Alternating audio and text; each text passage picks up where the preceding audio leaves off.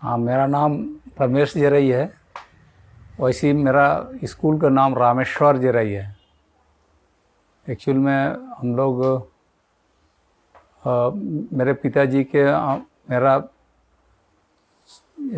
तीसरा संतान है। सबसे बड़ा भाई है, उसके बाद और है, उसके बाद मेरे से बड़ा वाला डेथ कर गया। अब अभी मैं हूँ और मेरे बाद तो दो छोटा भाई है, वो लोग हैं। मेरा जन्म में भी बहुत कन्फ्यूजन है। हम लोग को तो कोई गांव का स्कूल में हम लोग आम के पेड़ के नीचे बैठ के पढ़ाई करते थे। जब दीदी लोग भाई लोग जाता था स्कूल, मैं भी वो लोग के साथ जाता था। तो मेरा भी नाम लिखा गया। अब डेट ऑफ बर्थ की बात है, डेट ऑफ बर्थ कहाँ से लिखाएगा, कैसे लिखाएगा? तो उन्होंने ऐसे ही लिख दिया कि 26 नवंबर 1961 लिख दिया। वो स्कूल का डेट ऑफ बर्थ है। मेरा नामकरण में भी बहुत कन्फ्यूजन है। मुझे रामेश्वर जेराई रखा, तो रामेश्वर रमेश नाम रखा। तो मेरी जो दीदी लोग हैं, बहन लोग हैं, भाई लोग हैं, बहुत चिढ़ाते थे। हमारे वो भाषा रामेश से दिसुम्र को कहानी में।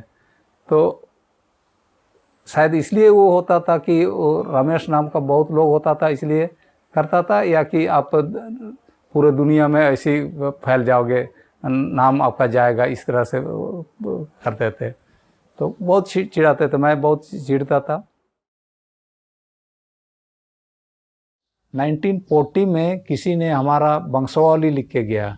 1940 में 1940 में इसलिए बोल रहा हूँ कि 1940 चूँकि मेरा चाचा है, उस समय शादी नहीं किया था, तो इसलिए वो वंशावली को इस तरह से मिला कि क्या नाम है, कहाँ से शादी किया, उसके क्या क्या कौन कौन बच्चे हैं। तो वो वंशावली जो हमारा अपना वंशावली मिला है, तो उसको अभी कंप्लीट करने का बीड़ा लिया है। और कल चूँकि मैं आपके साथ नहीं हूँ, तो कल उसी काम के सिलसिले में बाहर जा रहा हूँ। तो वंशावली को कंप्लीट करने के लिए पूरा फैल गया है हमारा जरई लोग, तो वंशावली को कंप्लीट करना है। और उसको एक हमारा सीआरपीएफ कमांडेंट है, 60 बटालियन का था, अभी पता नहीं दूसरा बटालियन में चला गया है। उनसे मैंने कमिटमेंट किया है कि ठीक है, आप कलेक्ट करो, मैं प्रिंट करा दूंगा, एक प्रिंट बुक भी हो जाएगा उसका। 92 में मैंने शादी किया था। 1992 में शादी भी इस तरह से हुआ कि मैंने वो चूँकि महिलाओं के बीच में मैं काम करता था और मैं बाहर से शादी करूँगा तो ये अच्छा नहीं है, तो मैंने महिलाओं के बीच में भी प्रपोजल रखा। कोई अगर मेरे से शादी करना चाहता है तो मैं शादी करने वाला हूँ, हम लोग शादी करें। तो किसी ने भी सहमति नहीं दिया, जिसके कारण मेरा भाई को हमने, उस समय तो टेलीफोन नहीं हुआ करता था, चिट्ठी लिखा कि मेरे लिए लड़की को देखो और जाके मैं शादी करा दूँ। तो हम एक दूसरे को, मेरी मिसेस को देखे भी नहीं थे, और वो लोग ने देखा और शादी करा दिया। शादी करके दिल्ली चला गया। तो उसका वो मेरी मिसेस का तो मेंटली प्रॉब्लम था, मेंटली डिजीज थी, वो हम लोग को पता नहीं था। तो मेंटली डिजीज थी। और एक रोज़ उसके बाद 93 को मेरा लड़का का पैदा हुआ। सौभाग्य या दुर्भाग्य जो भी बोले, आज का दिन मेरा लड़का पैदा हुआ 9 जून। विरसा रखने का था, हम लोग ने गुंजन नाम रखा। तो वो लड़का 93 को पैदा हुआ आज का दिन में। आज उसका बर्थडे भी है। विरसा शहादत दिवस में पैदा हुआ है, तो उसको कुछ लोगों का सजेस्ट था कि विरसा ही नाम रखना चाहिए। तो कुछ लोग का, तो हम लोग बोले कि पता नहीं, हम लोग ऐसी शायद नहीं कर सकते हैं। तो कुछ लोग ने बोला कि नहीं, गौतम नाम रखेंगे, गौतम नाम रखेंगे। कुछ लोग का नाम, तो बाद में गुंजन नाम रखा। वो लड़का अभी टिस्को में कार्यरत है, टिस्को में सर्विस कर रहा है। और उसकी माँ को कैंसर हो गया, मेरी मिसेस को कैंसर हो गया। और 2000 13 में वो डेथ कर गई। मैंने क्या कैंसर बोलते हैं उसको। और इलाज कराने एक्चुअल में हुआ क्या कि वो मेंटल डिजीज तो थी ही।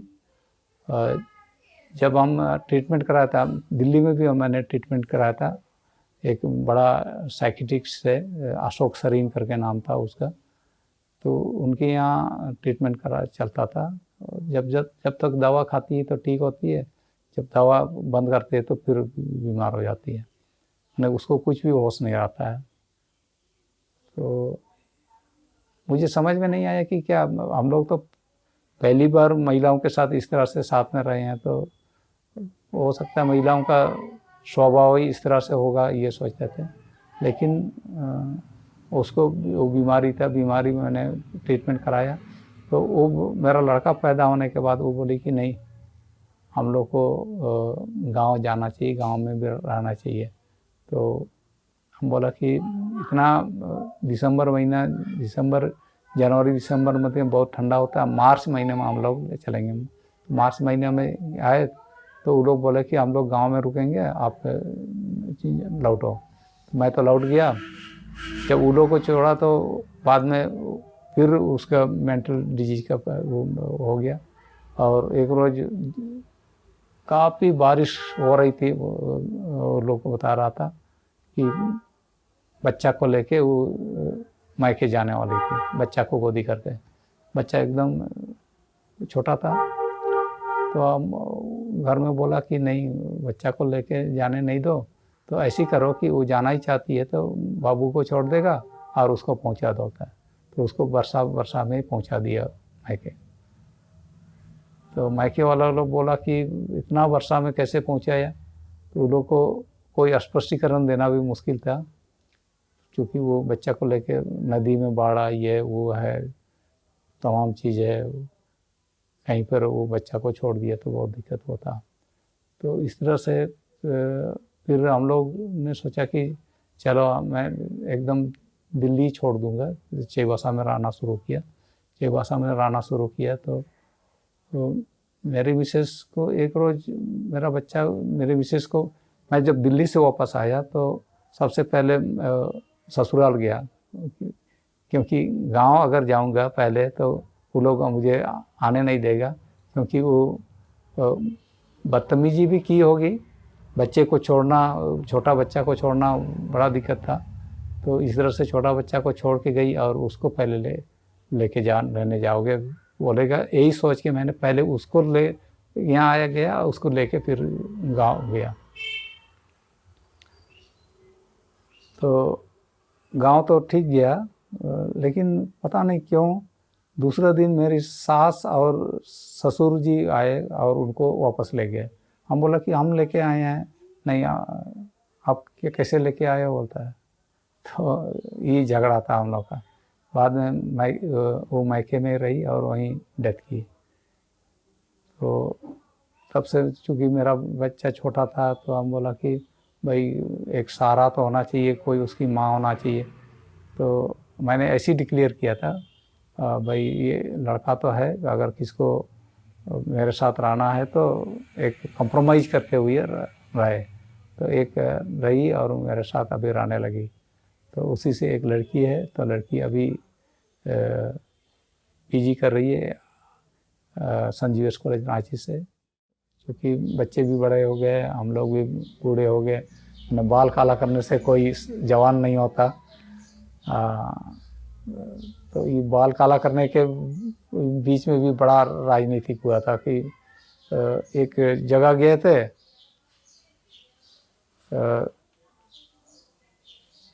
वहाँ मेरी मिसेस की सहेली मिली, उन्होंने बोले कि अरे फलाना तो इतना बूढ़ा आदमी से शादी किया है बोलता। तो उसका हस्बैंड बोलता है अरे वो बूढ़ा आदमी कैसे है, वो तो हम लोग के साथ था। तो मेरी मिसेस बोली कि भाई काला करो ना, काला करने में क्या हार जाए। तो काला करना पड़ा हमको। ये सब कुछ बात है। पता नहीं सारे आंदोलनकारियों की स्थिति इस तरह से होती है कि कुछ आंदोलनकारी थोड़ा सा अच्छा अपना इकोनॉमिक की कंडीशन को ठीक करते हैं या सबका मेरे जैसे होता है। ना अभी मैं गांव में हल जोत सकता हूँ, ना मजदूरी कर सकता हूँ। तो इसीलिए मैंने कोर्ट में प्रैक्टिस करना शुरू किया। चलो कोर्ट में प्रैक्टिस करता हूँ, कुछ लोगों को तो मिलेगा। हम लोग का फिर भी बहुत सारे लोग ऐसे नीडी लोग आते हैं, नीडी लोग से तो हम लोग रुपये भी नहीं ले सकते। ये एप्लीकेशन कैसे होगा, ये कहाँ लिखना होगा। कल से एक लड़का फ़ोन कर रहा था, मेरी मिसेस हॉस्पिटल में है यार, उसको देख के आओ।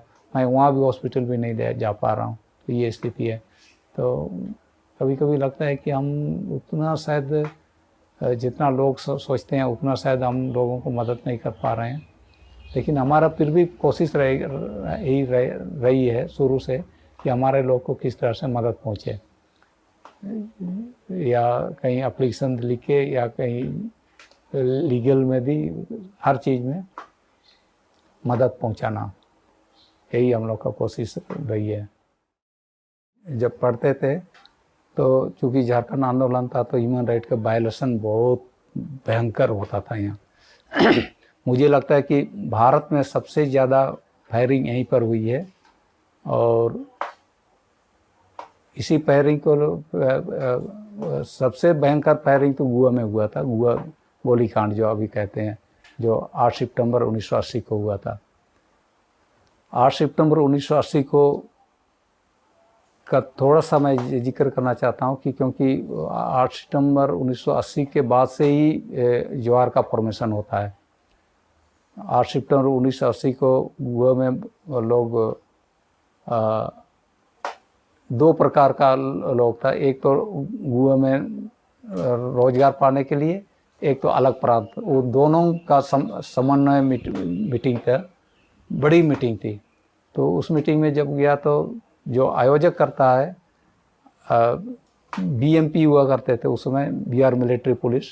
तो बीएमपी के लोग वहाँ जाके आते हैं कि जो आंदोलनकारी जो नेतृत्व करता है उन लोग को स्टेज से पकड़ के लाते हैं। तब सारे पूरे क्राउड जो चारों ओर फैले हैं वो सारा खड़ा हो जाता है। खड़ा हो जाता है तो ये पुलिस लोग हड़बड़ा के हवाई फायर करता है। तो वो लोग समझने लगता है कि हमारे ऊपर फायर हो रहा है, तो वो लोग भी तीर चलाना शुरू कर देता है पुलिस के ऊपर। पुलिस को भी तीर लगती है। तो जब पुलिस को तीर लगती है तो पूरे भीड़ में गोली इतना चलाया, उसके पास जितना गोली था पूरा ख़त्म कर दिया। वो गोलीकांड इस तरह से हुआ। और ये गोलीकांड का जिक्र इसलिए भी करना ज़रूरी है कि आज़ाद भारत में अपने जगह पर हमारे लोगों के ऊपर इस तरह से गोली चलाई गई। माने ये उसके बाद वहाँ से जब सारा IIS को, Indian iron and steel company limited का उस समय माइंस था गोवा में, तो गोवा माइंस का वो एक हॉस्पिटल था। हॉस्पिटल में सारा घायलों को लिया गया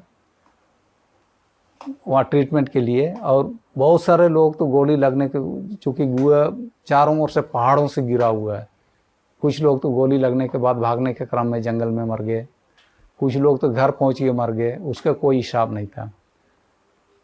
लेकिन कुछ लोग जो घायल थे, जो लेने लायक था, वो लोग को हॉस्पिटल में ट्रीटमेंट करा रहा था। तो वो जिसको गोली लगी है उन लोग को जब ट्रीटमेंट करा रहा था, तब ये लोग ने फिर वहाँ रेलवे स्टेशन है गोवा में, RPF का गोडाउन से फिर गोली लेके आया और जितने भी घायल लोग हैं उन लोग को लाइन में खड़ा करके गोली मारा। तो आज़ाद भारत में माने हॉस्पिटल में इस तरह से अटैक हुआ, तो इस तरह से नहीं होना चाहिए था। तो उसी के बाद से ज्वार का फॉर्मेशन होता है। ज्वार का हम लोग फाउंडर मेंबर भी हैं ज्वार का, और ज्वार का तब से अब तक लगभग जितना भी ह्यूमन राइट का वायलेशन होता है आवाज़ उठाते रही है। ज्वार का फॉर्मेशन हालांकि 80 के बाद हुआ है, लेकिन 90 में एक जस्टिस कृष्णा अय्यर रिटायरमेंट के बाद उन्होंने उनको यहाँ चीफ गेस्ट के रूप में बुलाया। उसका अधिवेशन में, ज्वार का अधिवेशन में यहाँ मैदान में हुआ था 29-30 मई को काफ़ी गर्मी में, तो उन्होंने फॉर्मली रूप से उनको ओपनिंग किया था ज्वार का। तब से ज्वार चल रहा है और तब से मैं ज्वार में हूँ। और महिलाओं का जो संगठन बनाया था वो भी ज्वार के नाम से ही बनाया। आज के तारीख में चूँकि आप ह्यूमन राइट का बात करते हैं, ह्यूमन राइट का बात करते हैं तो स्टेट के खिलाफ हो जाते हैं। वो भी है। तो स्टेट के खिलाफ हो जाते हैं तो आपके पीछे सारे लोग लग जाते हैं। तो इसलिए क्योंकि मैं तो डे टू डे का रिपोर्टिंग भी मुझे करना पड़ता है कि मैं कहाँ जा रहा हूँ, क्या कर रहा हूँ, तो मुझे स्टेट को रिपोर्ट करना पड़ता है। और मुझे लगता है कि जहाँ भी मैं मोबाइल में भी बात करता हूँ तो मेरा वो लोग ट्रैक करता है। तो मुझे उससे कोई नहीं है, मैं ऐसी तरह का कोई बात भी नहीं करता हूँ, तो मुझे कोई डर भी नहीं है। लेकिन आज के तारीख में स्टेट के खिलाफ में डायरेक्ट रूप से बात करना थोड़ा सा दिक्कत है। स्टेट इतना शक्तिशाली है तो फिर दूसरा तीसरा स्टैंड का भी स्थिति हो सकती है। ऐसी नहीं सोचना चाहिए, डरना नहीं चाहिए, लेकिन ह्यूमन राइट का वायलेशन तो के बारे में बात उठाना चाहिए। लेकिन ऐसे लोग शायद मिल सकते हैं, फिर हम लोग को बात करना चाहिए, मिलना चाहिए, खोजना चाहिए कि ऐसे लोग भी हमारे बीच में हैं जो कि कर सकते हैं, करा सकते हैं। मेरा गांव का नाम है बाईबुरु, जो माझगांव ब्लॉक के अंतर्गत, माझगांव पुलिस स्टेशन के अंतर्गत आता है। फादर लोग का जो शिक्षित हुआ है मेरे पिताजी से शुरू हुआ है। मेरे पिताजी के लोग का 4 भाई है। 4 भाई में से मेरा पिताजी का तीसरा नंबर है। तो उन्होंने केवल हमारे माँ बाप में वही पढ़ाई किया है। और उन्होंने पढ़ाई किया कि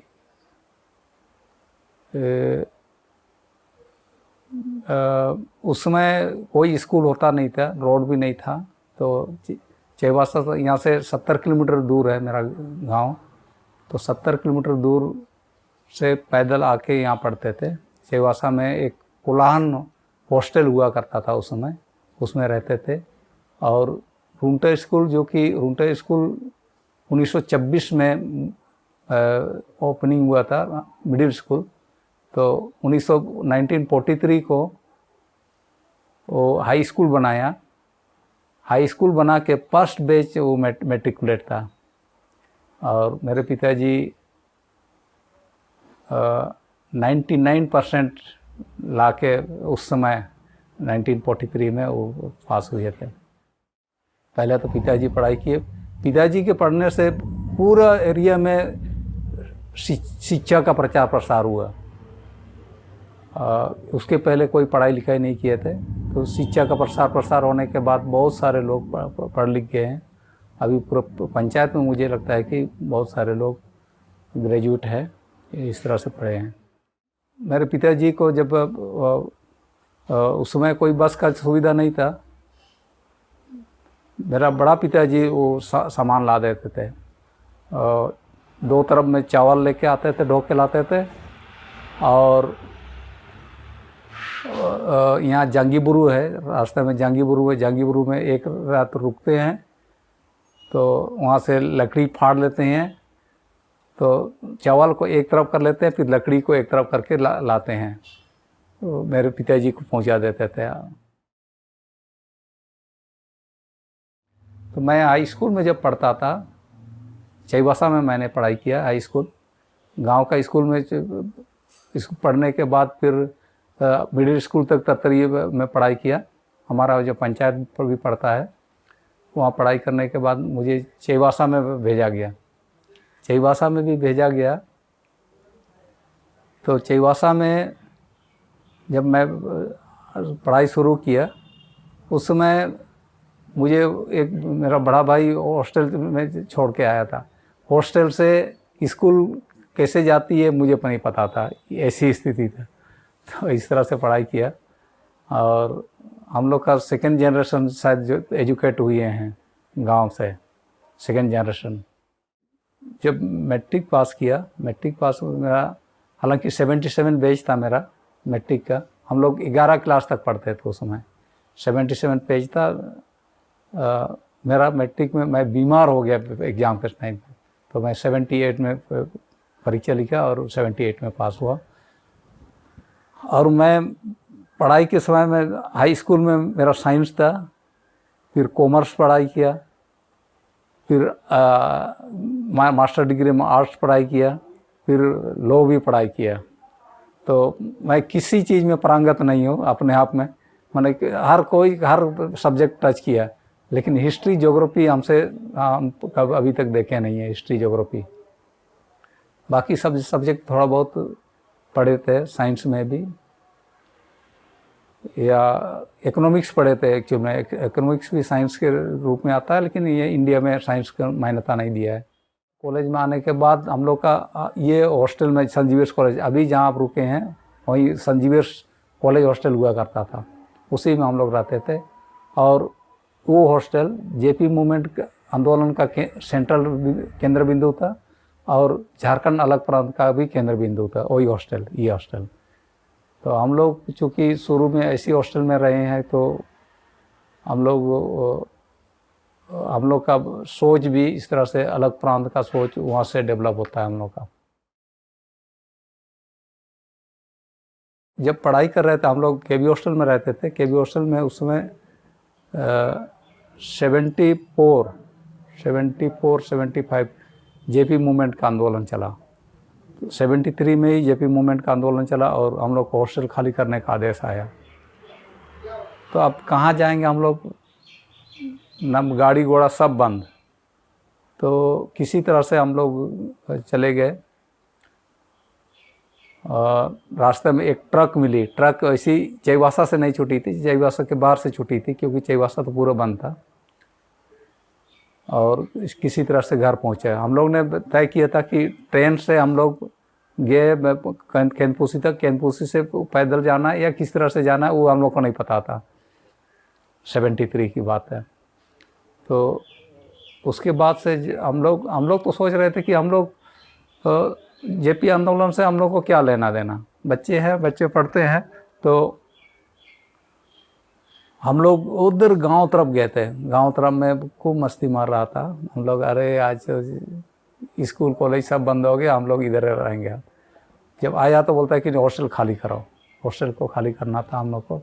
हॉस्टल को खाली कराया गया और हम लोग फिर इस तरह से किसी तरह से गांव पहुंच गए। वो जेपी आंदोलन की बात थी। तो जेपी आंदोलन का हम लोग ने पहले दूसरे रोज तो हम लोग ने जेपी आंदोलन को करीब से देखने का कोशिश की कि क्या आंदोलन हो रहा है, आंदोलन क्या है। तो कहीं पर जो भंडारण करता है वो लोग को लूटा जा रहा था। तो ये सब भी हम लोग के आँख के सामने हुआ, क्योंकि वो लोग अवैध रूप से भंडारण कर रहा था, गैर कानूनी ढंग से भंडारण कर रहा था। तो उस सबको भी लूटा ये जेपी मूवमेंट के दौरान। पढ़ाई करने के बाद हम लोग अलग प्रांत का आंदोलन में था। अलग प्रांत का आंदोलन में हम लोग ये सोचते थे कि अलग प्रांत का आंदोलन कि यदि हमारा राज्य अलग होगा तो आदिवासी राज्य होगा, हम लोग को सब सुविधा मिलेगी, ये हम लोग का सोच था। आंदोलन में तो था तो बहुत सारे लड़का लोग जेल में जाते थे, पकड़ाए जाते थे। और हमारा दूसरा वो वकील लोग काफ़ी लूटता था यहाँ। तो हमको बोला गया कि आप ये डिसीजन हुआ आंदोलनकारियों में कि भाई एक आदमी हमारे बीच से जाना चाहिए, DU से, दिल्ली यूनिवर्सिटी से लॉ करके आए और यहाँ प्रैक्टिस करे और हमारे लोगों को छुड़ाए। तो मैं दिल्ली चला गया 84 लास्ट में मैं दिल्ली चला गया। दिल्ली में मैंने शुरू में एडमिशन का बात चल रही थी। एडमिशन का बात कैसे हम लोग करेंगे, एडमिशन भी कैसे होता है भाई, बड़े शहर की बात है। हम लोग तो एक गांव से आए हैं, गांव के लड़के अब दिल्ली अचानक जाने से समझ में नहीं आता है कि क्या करना है। तो उसी दौरान हम लोग ने दिल्ली में मैंने लॉ फैकल्टी के में मंदिर मार्ग में एडमिशन लिया। लॉ फैकल्टी मंदिर मार्ग दिल्ली यूनिवर्सिटी के अंतर्गत है, उसमें एडमिशन लिया। और उसी दौरान हम लोग ने कुछ दिल्ली में हमारे जितने लोग हैं वो लोग जो यहाँ से गए हैं वो लोग से मिलते जुलते थे, वो लोग से बात करते थे और उनके बोली से उनके बात करने से हम लोग ने काफ़ी लोगों को संगठित किया। एक पर्व मनाने का हम लोग बात कर रहे थे कि भाई ये पर्व कहाँ मनाना चाहिए, कैसे मनाना चाहिए।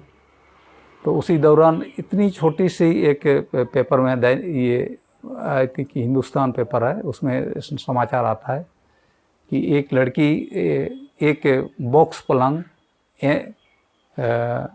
NI मार्केट की INA मार्केट है, एम्स के बगल में है, अभी तो बहुत डेवलप किया, उस समय उतना डेवलप नहीं था। उस मार्केट में एक बॉक्स पलंग किसी ने रख देता है। सब सोचता है कि किसी ने रखा है, कल ले जाएगा, परसों ले जाएगा। तो पहला दिन था वैसे ही पड़ा रहा, दूसरा दिन था वैसे ही पड़ा, तीसरा दिन से उससे दुर्गंध आना शुरू हुआ। जब खोल के देख रहा है तो एक लड़की का लाश था। तो उसमें पेपर में दिया हुआ है कि उसमें बिहार की कोई आदिवासी लड़की के जो सामूहिक बलात्कार के बाद मर्डर किया गया होता है। तो हम लोग को खनक लगी कि अरे भाई हमारे महिलाओं को इस तरह से किया जा रहा है, माने बलात्कार करके मर्डर किया जा रहा है। तो हम लोग ने महिलाओं को संगठित करना शुरू की, जितना झाड़ू पोछा लगाती दिल्ली में वो लोग को संगठित करना शुरू किया और वो बहुत बड़ा संगठन बना महिलाओं का। ये दिल्ली की बात है, जब तो यहाँ साउथ की भी कुछ महिलाएं काम करती है, राजस्थान तरफ की भी कुछ महिलाएं काम करती हैं, नॉर्थ ईस्ट की भी महिलाएं करती, कुछ महिलाएं नेपाल के भी काम करती हैं। तो सब महिलाएं अलग अलग आते हैं। संडे को हम लोग क्या करते थे, संडे को अलग अलग जगह में मीटिंग करते थे, कभी लोधी गार्डन में, कभी प्रसाद नगर डिस्ट्रिक्ट पार्क में, कभी ग्रेटर कैलाश डिस्ट्रिक्ट पार्क में मीटिंग करते थे प्रत्येक संडे को।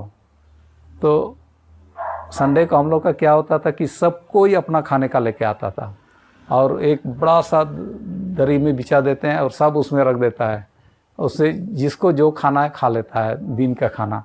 इस तरह से हम लोग ने संगठन को चलाया और काफ़ी माने अच्छा भाईचारा था वो लोग का संगठन को बनाने का।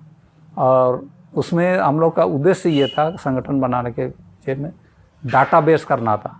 उसमें तो टेलीफोन था नहीं, कहाँ की लड़की है, कहाँ काम कर रही है, वहाँ का फ़ोन नंबर क्या है, ये तमाम चीज़ हम लोग डाटाबेस करने की कोशिश किया। वो डाटाबेस करने के बाद हम लोग ने फिर कोशिश किया कि भाई और बहुत सारा चीज़ आना चाहिए कि ये महिलाओं को, जो महिलाएं घरेलू कार्य का झाड़ू पोछा लगाने वाले महिलाएं हैं, उनको एक सोशल सिक्योरिटी का हम लोग दिलाएंगे। तो उस संबंध में हम लोगों ने बॉम्बे का जो महिला संगठन काम करता है उन लोग से संपर्क किया, कलकत्ता का महिला वालों से संपर्क किया, चंडीगढ़ का उससे संपर्क किया। तो हम लोग को नेक्स्ट सेशन जो पार्लियामेंट सेशन में बिल पास कराना था हम लोग को कि भाई सोशल सिक्योरिटी ये लोग को भी मिले कि ये लोग क्योंकि इस तरह से ये लोग भी एक तरह से नौकरी करती है तो ये लोग को भी सोशल सिक्योरिटी मिलना चाहिए। पार्लियामेंट में वो बिल भी हम लोग पास कराना था। और एक चीज़ मैं भूल गया था कि हम लोग ने महिलाओं को जो संगठित किया था, क्योंकि अलग अलग स्टेट के महिलाएं थी, तो उन लोग का संबोधन अलग अलग था। कोई गुड मॉर्निंग करती है, तो कोई जय श्री राम भी बोलती है, कोई तो यीशु सहाय बोलती थी, कोई यीशु मरंग बोलता है। तो हम लोग ने बोला कि इस तरह से नहीं चलेगा संगठन में। संगठन में सबको हम लोग ने सबसे अच्छे बात तो ये था कि हमारे बीच से जो दिव्य भारती में पृष्ठ का पढ़ाई कर रहे थे, उन्होंने बोला कि हम लोग संगठन में आना है तो सबको जोहार बोलना है, कोई जय श्री राम नहीं चलेगा, कोई गुड मॉर्निंग चलेगा नहीं चलेगा, कोई नमस्ते नहीं चलेगा, सबको ये संगठन में आना है तो जोहार में आना है, जोहार करके आना है, सबको जोहार बोलना है।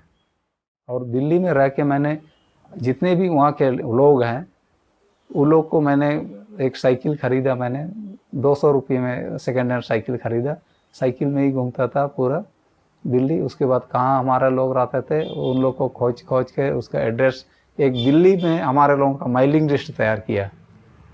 उस समय कंप्यूटर तो होता नहीं था, मैनुअल टाइपराइटर में टाइप करके एक एड्रेस लिस्ट तैयार किया और उस एड्रेस लिस्ट के अनुसार हम लोगों ने कोशिश किया कि हमारे लोगों को महीना में एक बार मिलना चाहिए। कहाँ बैठना चाहिए? उस समय 9 पंडित पंत मार्ग में बगुन सुमरी MP थे, तो वहीं पे हम लोग बैठते थे। तो कुछ दिन के बाद लगा कि नहीं, ऐसे ही बैठने से मज़ा नहीं आएगा, एक हम लोग को आपस में कंट्रीब्यूशन भी होना चाहिए। तो 10 रुपये करके पर मंथ कंट्रीब्यूशन हम लोग करते थे, जो कि रिफंडेबल था। ज़्यादा जिसको से विड्रॉ करना है तो उसको पूरा कैलकुलेट करके उसको देता था। तो बाद में 20 रुपये हो गया, उसके बाद 50 रुपये हो गया, उसके बाद 100 रुपये हो गया। दिल्ली में सोचा कि यार हम लोग का इतना सारे लोग हैं तो माघे पर्व भी मनाना चाहिए। तो माघे पर्व कौन पूजा करेगा? तो एक पाइकिराय बांड्रा करके था, पाइकिराय बांड्रा उस समय स्टील भवन में था, तो वही वो पूजा करता था। तो वो पता नहीं, वो थोड़ा सा कुछ पर्व में जो पूजा करता है तो उसमें कुछ दस्तूर है, उसको निभाना पड़ता है। वो शायद नहीं निभाया और वहाँ पे चतुर क्या बड़ा जो ये बना रहता है, वो सब बहुत डंक मारा हम लोग को। तो फिर बोला कि अगले बार से हम पूजा नहीं करेंगे। बोला तो अब बोला फिर अब कौन पूजा करेगा? तो हमको बोला कि भाई रमेश पूजा करेगा। तो मैं इसके बारे में एकदम जानता ही नहीं था। उसके पहले मैं गांव आया, गांव में सारा जगह जानकारी दिया, पूछा क्या पूजा होती है, क्यों पूजा होती है। तो वो पूजा जब मैंने सीखा, लोगों से सुना, उसका इम्पैक्ट बहुत ज़्यादा था। मैंने ये ना केवल मानव समाज के लिए पूजा होती है, छोटा छोटा मक्खी जितने भी जीव जंतु है सबके बारे में, पूरा दुनिया का जीव जंतु के बारे में पूजा होती है। और हम बहुत अच्छा कमाएं ऐसी तरह ऐसी पूजा नहीं होता है। हमारे लोग, हमारे सारे जीव जंतु, सारे ब्राह्मण, सारा बहुत सुखी संपन्न रहे, इस तरह से पूजा होती है। तो मुझे बहुत उसके इम्पैक्ट हुआ कि अरे बाप रे, इतने अच्छा पूजा, मैं तो कभी सुना भी नहीं था, इतना अच्छा पूजा होती है।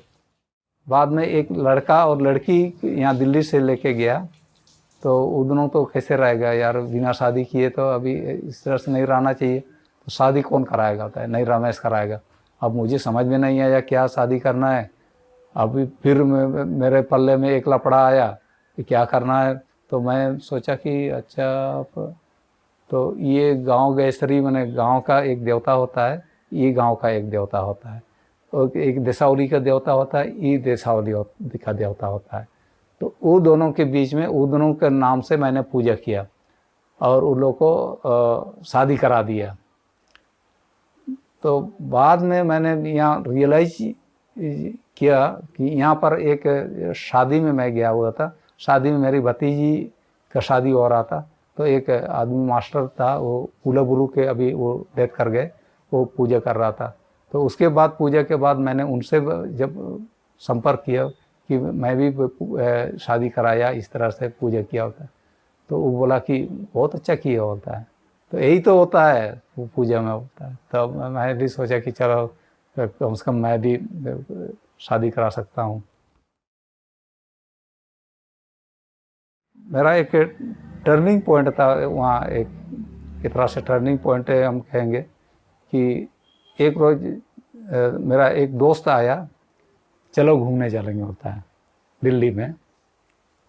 तो जून का महीना, इतनी गर्मी में, तो बोला कि इतनी गर्मी में यार तो कैसे घूमने चलेंगे होता। अरे तो तुम तो गर्म गर्म देश के आदमी हो, यहाँ अमेरिका से यहाँ यूरोप से लोग आके कनॉट प्लेस में घूम रहे हैं, आप बोल रहे हो गर्मी लग रही है। तो मैं फटाफट तैयार हो गया। मेरा उसको बहुत दिमाग में बहुत स्ट्राइक किया कि ये तो पते की बात बोला यार, हम केवल मैंने गर्मी के बहाने हम नहीं जाने चाह रहा था और इन्होंने अच्छा बोल दिया। तो वो मेरा दिमाग में बहुत इफेक्ट कर गया कि उससे समय का किसी में, मौसम का किसी में पाबंदी नहीं होता है। अब बारिश हो रही है तो यहीं जाना है तो चला ही गया, बहुत गर्मी है तो फिर चला गया। मैंने ये मैंने एक तरह से मेरा टर्निंग पॉइंट था। तब मेरा हुआ क्या, दिल्ली पुलिस में मैं नौकरी किया, ज्वाइनिंग हो गया कमिश्नर ऑफिस में, दिल्ली पुलिस में नौकरी मिली। दिल्ली पुलिस में मैंने नौकरी किया तो बहुत सारा लोग ने आलोचना की, अरे हम लोग आंदोलनकारी दिल्ली पुलिस में कैसे नौकरी कर रहा है। दिल्ली पुलिस में भी कमिश्नर ऑफिस में मुझे बहुत अच्छा चीज़ डील करने को दिया था, जितना भी आईपीएस का सर्विस बुक है उसको डील करना था। कब ज्वाइन किया, कब लीव ले रहा है, वो तमाम चीज़ डील करना था। पहला मैं दिल्ली पुलिस में। सेकेंड में मुझे फिक्सेशन ऑफ पे में दिया था, क्योंकि हम लोग हेडक्वार्टर में थे तो जहाँ से भी फिक्सेशन पे का फिक्स करना है वो सब करते थे।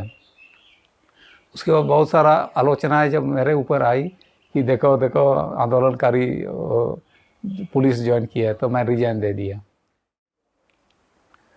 लोग बोला कि भाई हम लोग ज़रूरत है आपका अपना जगह पर, तो अभी आपको वापस लौटना चाहिए।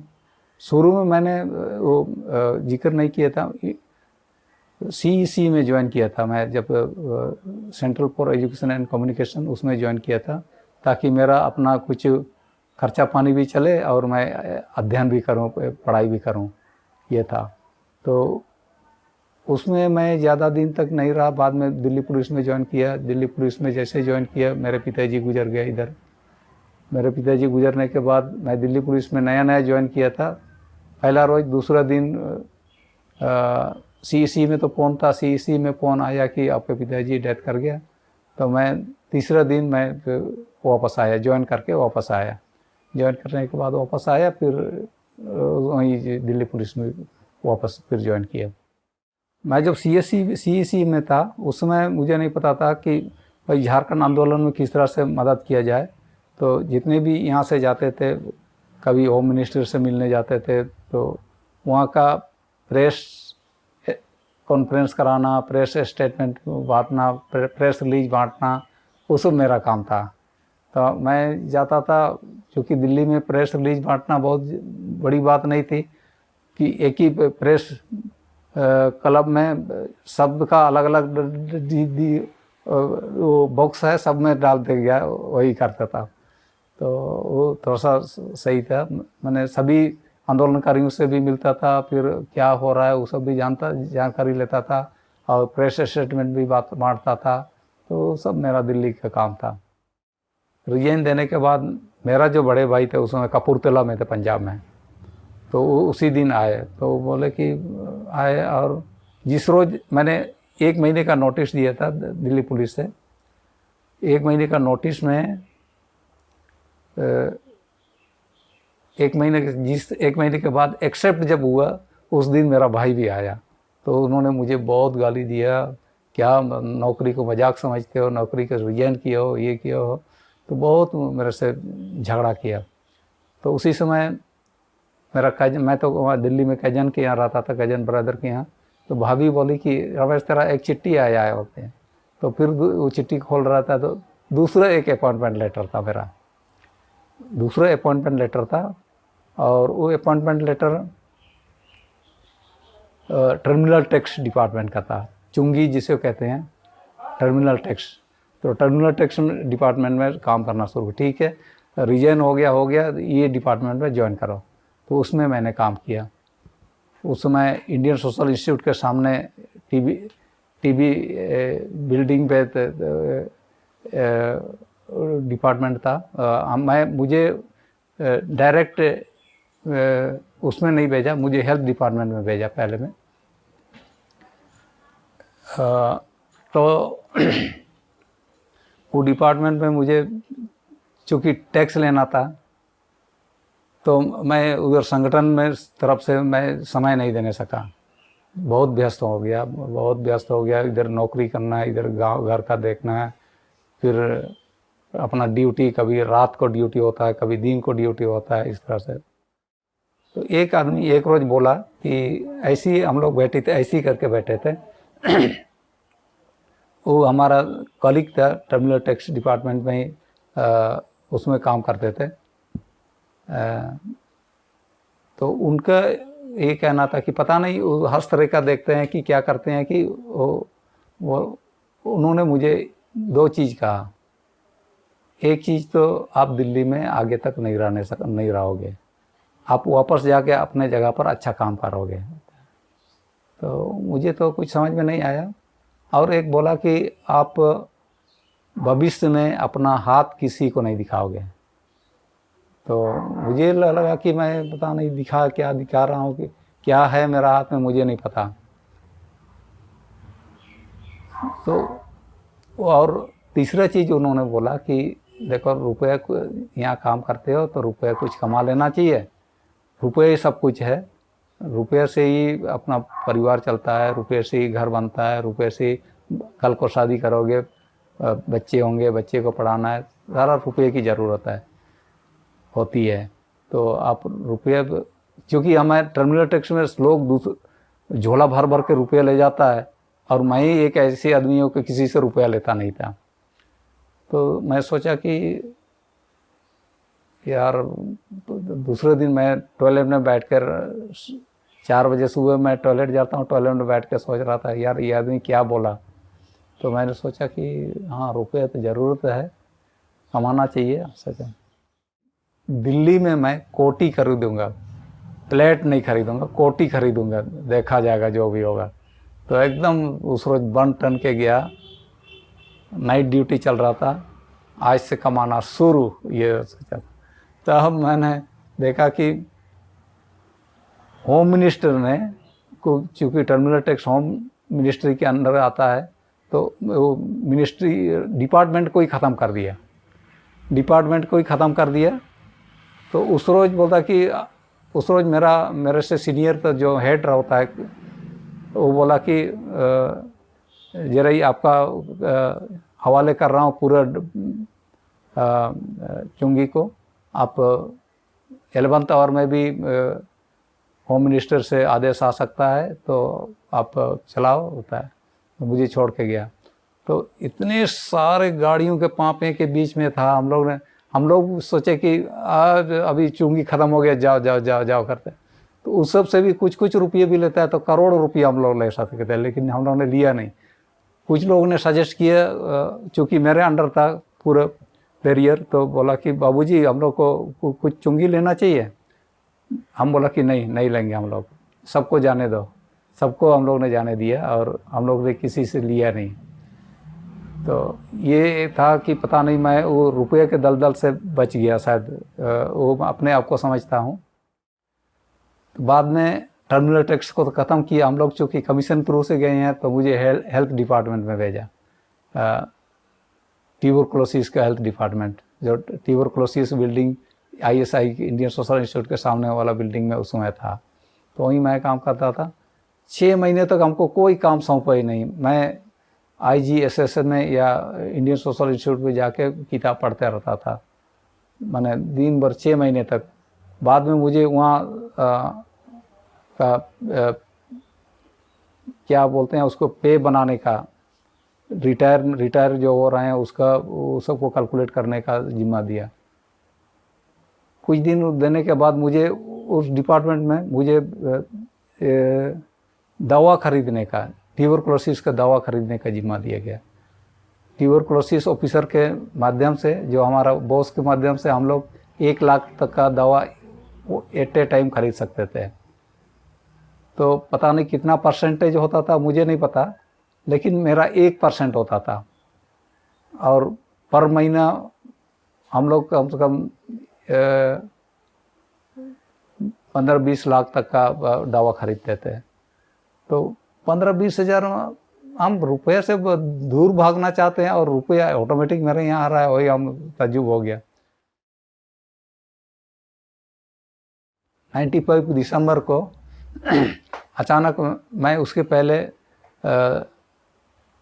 Pakistan India peoples for peace and democracy का मैं लाइफ मेंबर हूँ। तो 95 में सबसे पहले विदेश यात्रा पाकिस्तान लाहौर गया था। लाहौर में एक बड़ा कन्वेंशन था। उसके बाद फिर कलकत्ता में था। उसके बाद फिर इस तरह से दोनों कंट्री को ये Pakistan India peoples forum for peace and democracy का उद्देश्य ये था कि भाई दो देश अननेसेसरी नहीं लड़ाई करे। अननेसेसरी अपना ही लोग हैं, अपने अलग अलग हुई हैं, तो दोनों देश क्यों अलग अलग हमेशा लड़ते रहता है। तो पाकिस्तान की ओर से भी काफ़ी बड़े बड़े लोग थे, रिटायर्ड एडमिरल लोग थे, यहाँ से भी थे, एक्टर थे, यहाँ नसरुद्दीन शाह लोग थे। तो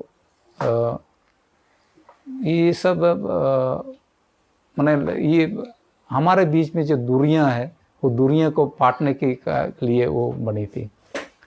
लेकिन कुछ साल में बनने के बाद फिर दो देशों की विवाद ज़्यादा बढ़ने के बाद वो उसको थोड़ा सा स्थगित करना किया हुआ है। और बहुत सारे लोग जो इनिशिएटिव लिए थे शुरू में, वो लोग भी आज के तारीख में वो लोग अभी नहीं हैं। तो यहाँ आके मैंने देखा कि जब यहाँ लौटा तो यहाँ का माहौल तो कोई ज़्यादा बदलाव हुआ नहीं है। माने जैसे मैंने छोड़ के गया था आंदोलन के समय में वैसे ही था। तो फिर से हम लोग को नए सिरे से आंदोलन करने की शुरुआत। और उसी दौरान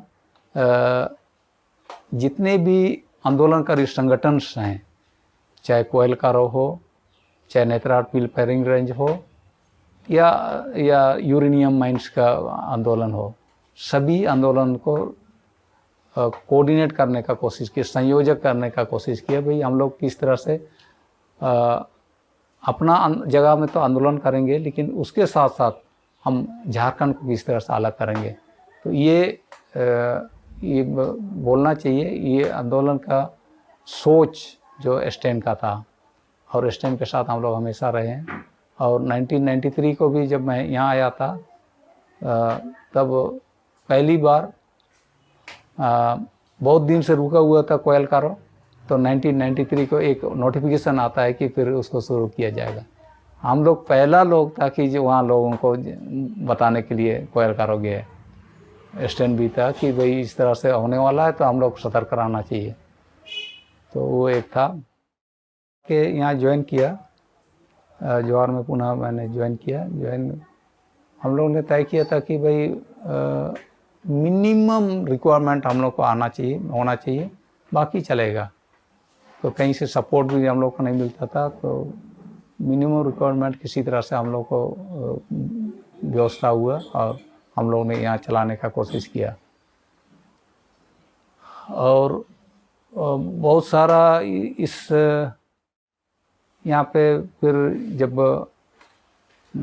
आंदोलन आगे बढ़ा, चूँकि मिनरल बेल्ट है, ये पूरा मिनरल बेल्ट है। मिनरल बेल्ट होने के नाते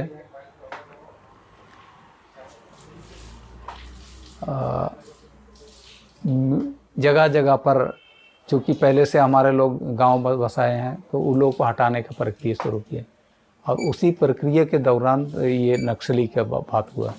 क्योंकि इसलिए हम कह रहे हैं कि नक्सली का, इसलिए मैं कह रहा हूँ कि चलो नक्सली तो है, शायद होगा, हम लोग को उतना जानकारी नहीं है, लेकिन आप गांव में जाके सबसे पहले तो उसका आइडेंटिफिकेशन, आधार कार्ड है तो आधार कार्ड मांगता है, उसके बाद राशन कार्ड है तो राशन कार्ड मांगता है, तीसरा चीज़ ज़मीन का कोई कागजात है तो वो मांगता है, और मांग के जला देता है।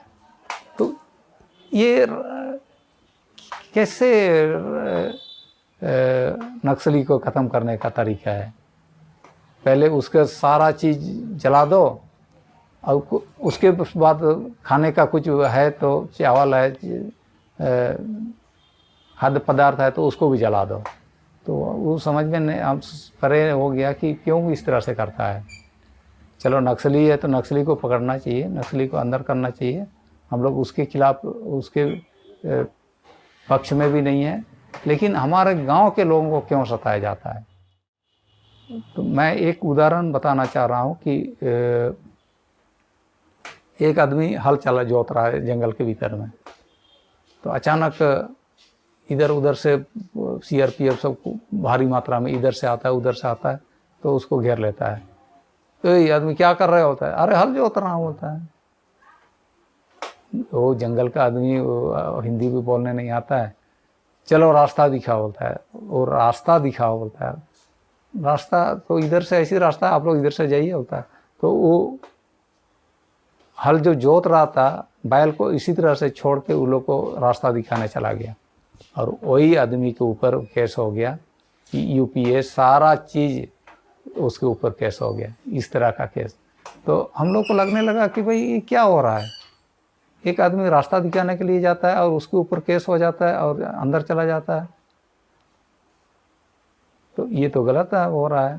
तो तब मैंने इस तरह का गलत ना हो इसका एक कुछ फैक्ट फाइंडिंग करना शुरू किया, गांव में जाके लोगों से पूछताछ किया, क्या वो भाई चलो इस तरह से वो अगर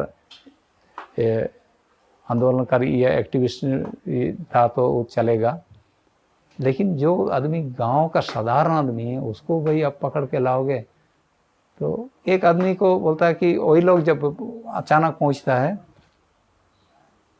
तब घर में पानी मांगता है, सीआरपीएफ लोग पानी मांगता है, पानी नहीं आता तो उसकी भाभी बोलती है जाओ तो पानी लेके आओ, तो टीना लेके पानी लेके लाने जाता है।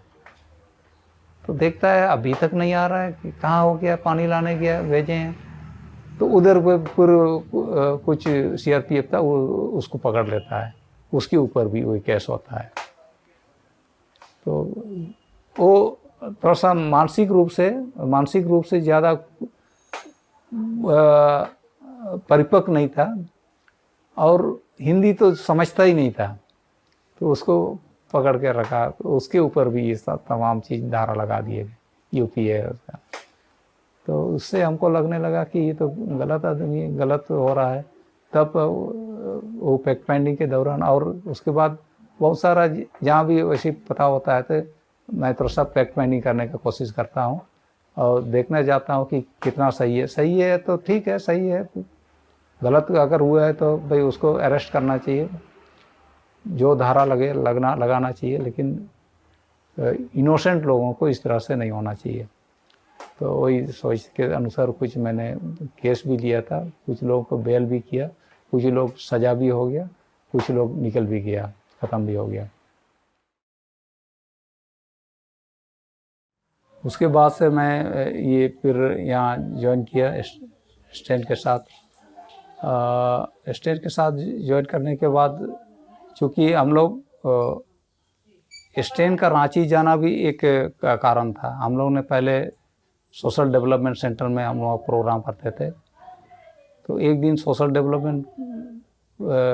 डेवलपमेंट सेंटर में सिस्टर लोग को बोला कि हम लोग तो आंदोलन कर रही है, हम लोग का कुछ न्यूनतम रुपया लिया जाए, खाने का जो भी रहने का न्यूनतम लिया जाए।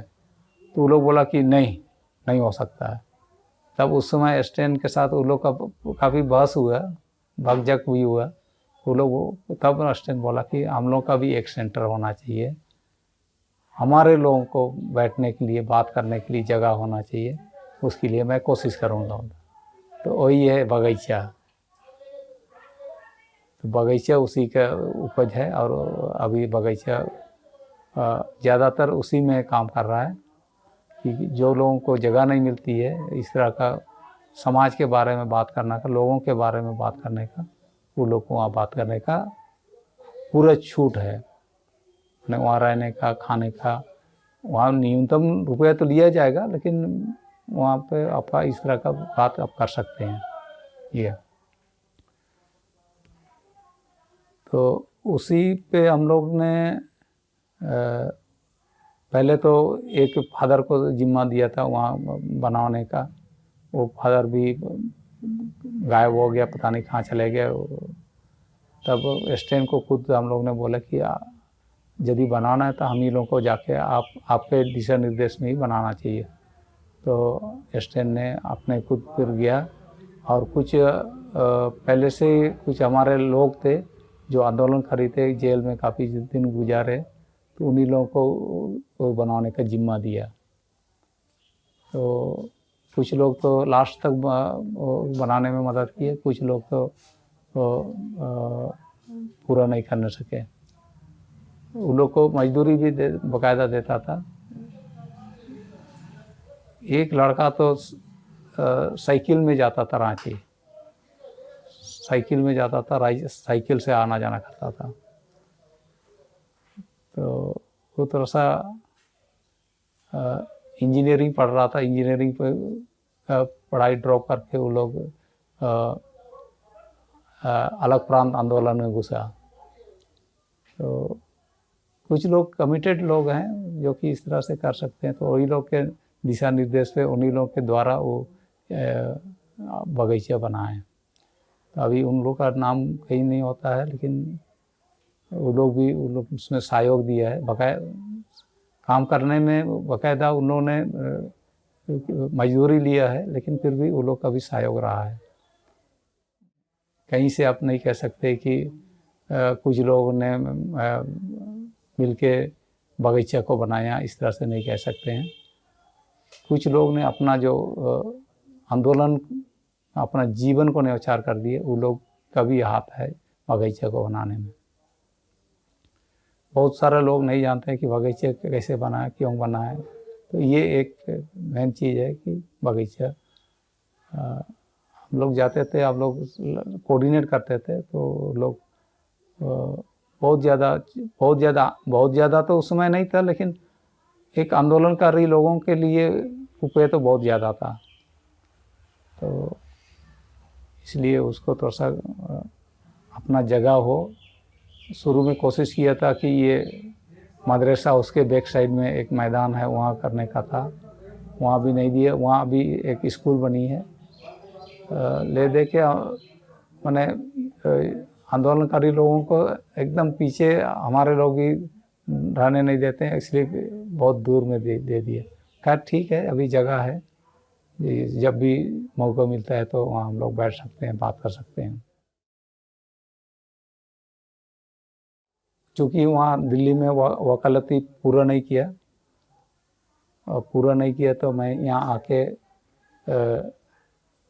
जमशेदपुर कोऑपरेटिव लॉ कॉलेज में एडमिशन लिया और वहाँ से रेगुलर में वहाँ एग्ज़ाम दिया। मैंने 3 साल तक 6 सेमेस्टर तक का वो एग्ज़ाम दिया। उसके बाद से 2012 में हम लोगों ने किया, लॉ किया। लॉ करने के बाद उसी समय हम लोगों ने स्टेट बार काउंसिल से रजिस्ट्रेशन कराया, लेकिन रजिस्ट्रेशन कराने के बाद भी हम लोग जब तक बार काउंसिल ऑफ इंडिया से का एग्ज़ाम पास नहीं होता है तो आप प्रैक्टिस नहीं कर सकते हैं। तो बार काउंसिल ऑफ इंडिया का एग्ज़ाम पास किया, तब से मैं यहाँ पर प्रैक्टिस कर रहा हूँ। क्या हम लोग तो हमारे नीडी लोग आते हैं, नीडी लोग से हम कोई उम्मीद भी नहीं कर सकते हैं, लेकिन कुछ लोग ऐसे ही देते हैं। तो अभी कम से कम परिवार किसी तरह से चल रहा है। जो कोर्ट में हूँ, कोर्ट में अभी मेरे पास कोई केस नहीं आता है, लेकिन कुछ लोगों ने इस तरह का केस मुझे दिया है जो हम लोग लेना भी नहीं चाहते हैं। वो बच्चों को लेके कहीं बेचना, वो ऐसी वाला केस, तो उन लोगों को बेल के लिए मूव करना था। तो पता नहीं प्रोफेशन में शायद ये सब जायज़ है कि नाजायज़ है, लेकिन फिर भी हम लोग कोशिश करते हैं कि हमारे लोग को जितना हम लोग से फ़ायदा होना चाहिए, मिलना चाहिए, हम लोग सर्विस देना चाहिए। ये हम लोग इस उम्मीद के साथ हम लोग अभी काम कर रहे हैं। लेकिन वहाँ से कुछ थोड़ा बहुत जो रुपया मिलता है तो कुछ परिवार के चलाने लायक भी होना चाहिए, परिवार भी चलना चाहिए। हम नहीं कह सकते अभी लड़का जुम्मा नौकरी कर रहा है तो उससे रुपये भी हम नहीं मांग सकते। तो ये स्थिति है हमारा आज का। 2-3 तरह का ट्रेनर भी हूँ, जो सेल्फ रूल हमारा स्वशासन व्यवस्था का ट्रेनर भी हूँ, पेशा का ट्रेनर हूँ, और एक UNDP United Nation declaration for rights of indigenous people उसका भी ट्रेनर हूँ। तो कई जगह कभी कई जगह पे ट्रेनिंग देता हूँ। ट्रेनिंग देने का ये अक्सर तो मैं जानता हूँ इसलिए ट्रेनिंग देता हूँ, ये बात नहीं है, जानता तो हूँ, लेकिन हमारे लोग का क्या स्थिति है उसको उसमें किस तरह से फाइट करना है, आपका क्या क्या अधिकार है, सेल्फ डिटर्मिनेशन का राइट्स है, या और बहुत सारा राइट्स है जो कि हम लोग से एकदम कोसों दूर है। केवल हम लोग केवल जानते हैं कि राइट्स है, लेकिन वो कोसों दूर है। तो उस राइट्स के लोग के तरह भी लोग को जाने, इसलिए भी ट्रेनिंग देता हूँ कि मैं एक ट्रेनर हूँ, इसलिए इस हैसियत से ट्रेनिंग नहीं देता हूँ, लेकिन एक लोग को जानकारी हो कि भाई हम आज के तारीख में कहाँ है और क्या कर सकते हैं। और दूसरी बात ये है कि हम कौन हैं, कहाँ से आए हैं। तो जब तक अपने आप से सवाल नहीं करेगा तब तक वो ट्रेनिंग भी लेगा तो पूरा फुलफिल नहीं कर सकता है। आदिवासी स्टेट तो है, लेकिन मुझे लगता है कि पेशा में भी अभी यूएनडीपी का बात करेंगे, United Nation declaration for rights of indigenous peoples के बारे में बात करेंगे, तो उसी के समकक्ष है पेशा में भी बात करना चाहिए। तो पेशा में तो इम्प्लीमेंट नहीं करने सक रहा है, तो इंटरनेशनल लॉ का कैसे करेगा। इंटरनेशनल लॉ को सरकार को करना चाहिए, बाइंडेड है इंटरनेशनल लॉ पर, जो भी ट्रीटी है, जो भी है आर्टिकल 253 के तहत उसको एडॉप्ट करना चाहिए, लेकिन सरकार एडॉप्ट नहीं कर रही है। तो यही है, मुझे लगता है कि आप आदिवासियों के बीच में किस तरह से अपना संघर्ष को बरकरार रखेगा, अपने वजूद को, अपने पहचान को जब तक उसको नहीं रखेगा तब तक तो आदिवासी कल के दिन में वो अजायब घर को जू जो होते हैं उसमें देखो आदिवासी लोग इस तरह से रहते हैं, देखो आदिवासी लोग इस तरह से खाते हैं, पहनते हैं, ओढ़ते हैं, वैसे ही होगा। एक जू का कॉन्सेप्ट में आदिवासी लोग को दिखाई देगा। अगर आदिवासी लोग आज की तारीख में जागरूक अगर नहीं होता है तो आज के समय में आदिवासियों को जागरूक होने की ज़रूरत है और अपना राइट्स के बारे में जानना चाहिए। पहली बात तो ये है कि हम कौन हैं, कहाँ से आए हैं। जब तक ये महसूस नहीं करेगा तब तक आगे कुछ नहीं कर सकते हैं। ये लड़ाई भी अभी शुरू किया है स्थानीय नीति का, डोमेसाइल का। डोमेसाइल में स्टेट डोमेसाइल एक अलग से होता है कि स्टेट डोमेसाइल को इम्प्लीमेंट नहीं करने सक रहा है। इम्प्लीमेंट करने नहीं सक रहा है क्या बात नहीं, इम्प्लीमेंट तो करने की कोशिश करता है सरकार, लेकिन हाई कोर्ट उसको हमेशा हाई कोर्ट उसको डिसीजन करके नहीं करा रहा है। हाई कोर्ट में हारना क्यों है, एक दो चीज़ है, एक तो हम नहीं जाके हार जाएंगे, एक तो हम बहस करके हार जाएंगे, वो एक बात है। तो अभी यहाँ जितना भी डोमेसाइल की सरकार की ओर से जो कोर्ट केस चली है वो नहीं अटेंड करके हारा है, जानबूझ करके हारा है। अरे यदि मान लिए वहाँ बहस करके हारता तो सुप्रीम कोर्ट जाता, सुप्रीम कोर्ट भी विदिन 90 डेज में अगर जाना चाहिए था, वो भी नहीं गए हैं। तो सरकार की कुछ कमियां हैं, कुछ सरकार के लोग जो ब्यूरोक्रेट है, ब्यूरोक्रेट एकदम नहीं चाहते हैं यहाँ के लोगों को कि यहाँ के लोग का डेवलप हो। उन लोग का डेवलपमेंट का डिफिनेशन एक बहुत अलग है, माने डेवलपमेंट का डिफिनेशन है बहुत अलग है। अगर यहाँ के लोगों का डेवलपमेंट के बारे में सोचे तो वो डिफिनेशन को बदलना पड़ेगा। आईएएस के नीचे भी कभी लोग का कब्जा में है, माने ब्यूरोक्रेट्स का पूरा कब्जा में है। माने जानबूझ करके केस को हारना, इस तरह का। अभी बाद में बोलेंगे नहीं नहीं वो तो आप डोमिसाइल की बात कर रहे हैं, डोमिसाइल तो केस में हार गया, ये बोलना है वो लोग का, ज़बरदस्त हरवा देते हैं। तो ये सब जो हो रहा है इंटरनल, ये बहुत खतरनाक है कल के लिए। पता नहीं भविष्य में क्या होगा, हम लोग नहीं बता सकते हैं, लेकिन जो ब्यूरोक्रेट्स का जिस तरह से यहाँ पकड़ है यहाँ के लोगों का अपनी ओर करने का, तो ये मुझे लगता है कि कल तक में ये स्थिति बहुत गंभीर हो सकती है। शुरू में महिलाओं का संगठन चलाया था, तो संगठन में महिलाएं क्यों आती है, कौन लेके आता है, तो हम लोग ने शुरू में उतना ज़्यादा नहीं था, लेकिन उतना कुछ लोगों ने जो दिल्ली में जो रहते हैं वो लोग ने शुरू में कुछ महिलाओं को लेके गया। अरे आपके यहाँ तो इतना अच्छा हाउस सर्वेंट है, मुझे भी ला दो ना। तो ये शुरुआत था, मुझे भी ला दो, मुझे भी ला दो, है ना, और है तो ला दो ना, हम लोग भी। हाँ, उन लोग का गलत इंटेंशन नहीं था, ठीक है, मैं घर में बच्ची केवल है हेल्प हो जाएगा, और अच्छा सैलरी भी वो लोग देता था, अपना परिवार की तरह रखता था।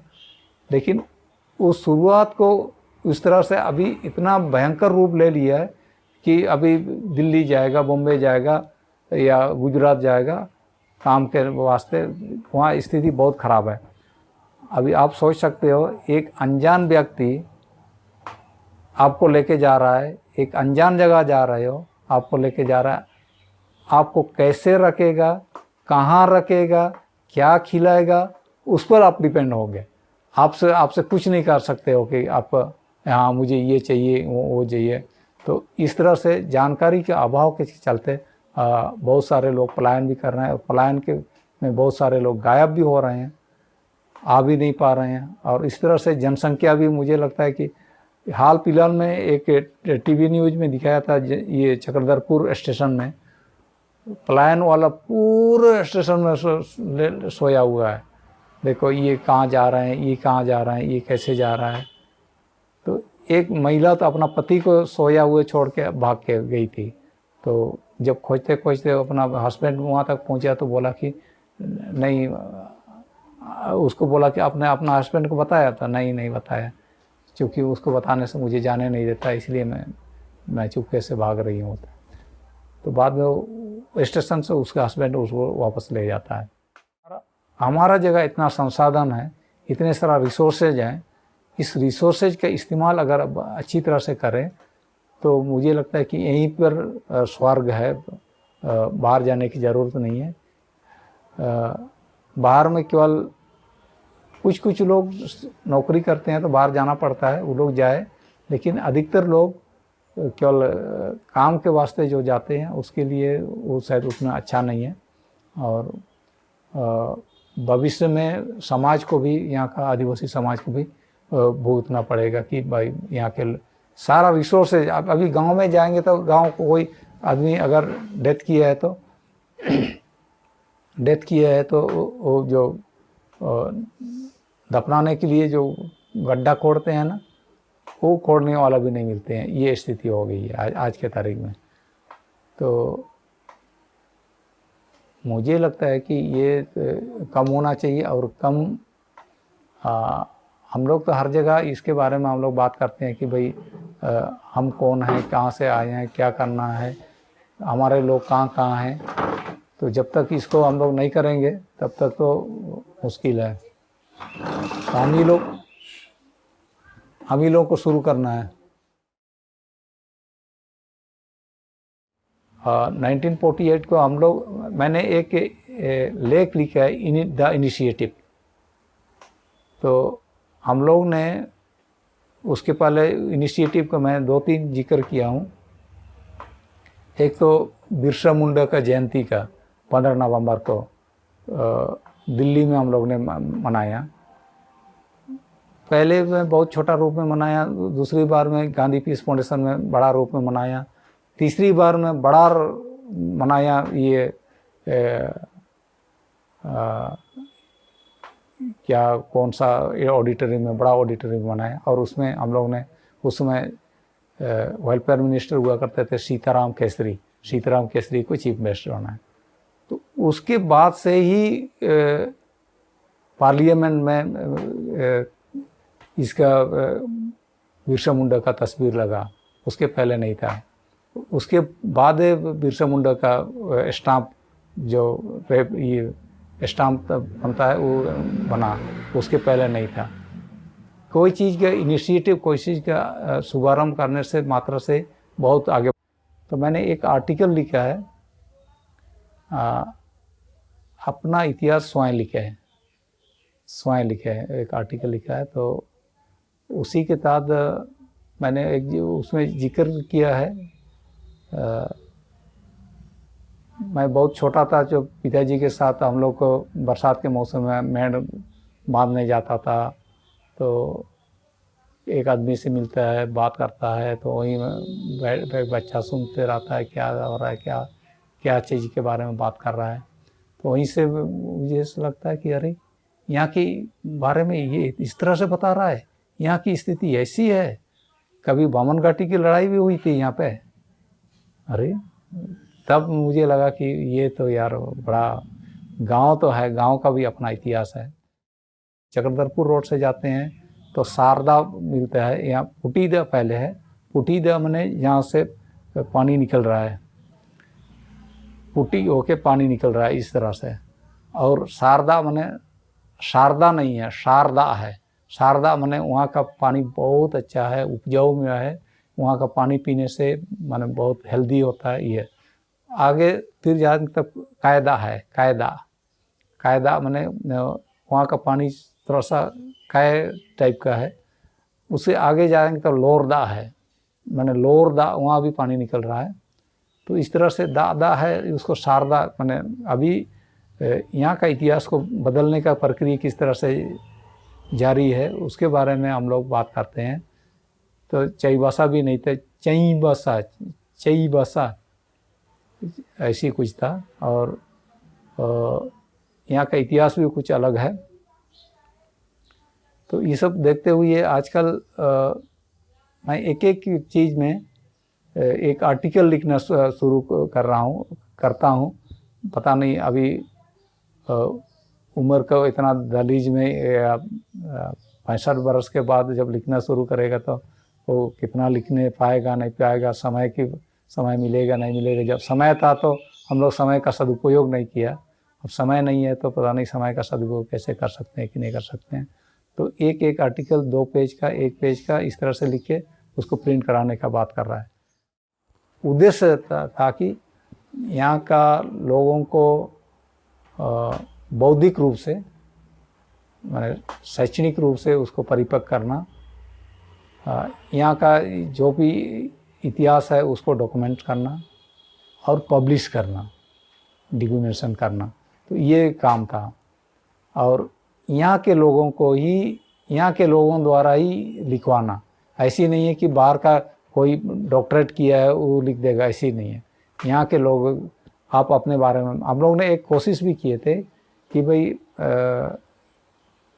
चूँकि पश्चिमी सिंहभूम गांव है, बहुत सारे बच्चे यहाँ पढ़ते हैं, तो कॉलेज में लड़कों को बोला कि आपकी बार गर्मी छुट्टी में आप लोग जा रहे हो तो अपने गांव के बारे में जितना संभव हो सकता है लिख के लेकर आओ। तो कुछ लड़कों ने लिखा है, कुछ बच्चियों ने भी लिखी है। तो उसको अब मैं पब्लिश करने नहीं सका हूँ क्योंकि मेरे पास रिसोर्सेज की कमी है। तो वो ऐसी नहीं है कि कुछ कुछ सेंटेंस ज़रूर सुधारा जा सकता है, लेकिन वो लोग जिस स्थिति में लिखा है वैसी स्थिति में भी छापना चाहिए, छापेंगे, यही सोच रहे हैं। मैंने अभी तक उसको सजा कर रखा है। पहले यहाँ गोलीकांड जो खरसवा में हुआ था, यहाँ भी 100-150 लोग जाते थे और अपना पूजा पाठ करके जो भी करना था करके आ जाते थे। तो 2005